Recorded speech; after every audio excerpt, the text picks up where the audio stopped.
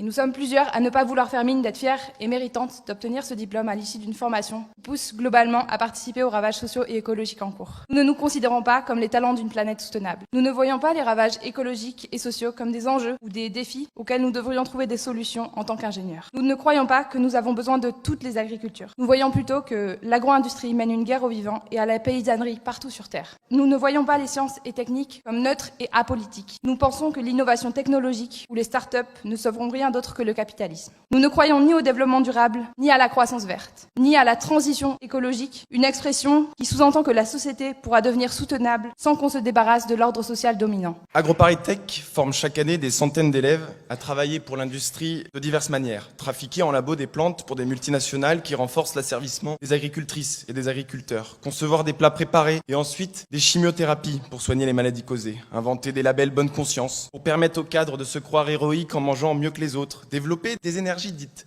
vertes qui permettent d'accélérer la numérisation de la société tout en polluant et en exploitant à l'autre bout du monde. Ces jobs sont destructeurs et les choisir, c'est nuire en servant les intérêts de quelques-uns. On ne nous a jamais parlé des diplômés qui considèrent que ces métiers font davantage partie des problèmes que des solutions et qui ont choisi de déserter. Nous nous adressons à celles et ceux qui doutent, que ce doute soit quotidien ou fugitif. Nous voulons vous dire que vous n'êtes pas les seuls à trouver qu'il y a quelque chose qui cloche, car il y a vraiment quelque chose qui cloche. Nous refusons de servir ce système et nous avons décidé de chercher d'autres voies, de construire nos propres chemins.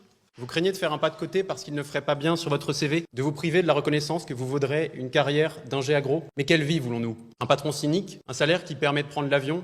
Un emprunt sur 30 ans pour un pavillon? Un SUV électrique? Un Fairphone et une carte de fidélité à la Biocop? Et puis, un burn-out à 40 ans? Ne perdons pas notre temps. Et surtout, ne laissons pas filer cette énergie qui bout quelque part en nous. Désertons avant d'être coincés par des obligations financières. N'attendons pas d'être incapables d'autre chose, une pseudo-reconversion dans le même taf, mais repeint en vert. N'attendons pas le 12e rapport du GIEC, démontrera que les États et les multinationales n'ont jamais rien fait d'autre qu'aggraver les problèmes et qui placera ses derniers espoirs dans les soulèvements et les révoltes populaires. Vous pouvez bifurquer maintenant. À vous de trouver vos manières de bifurquer.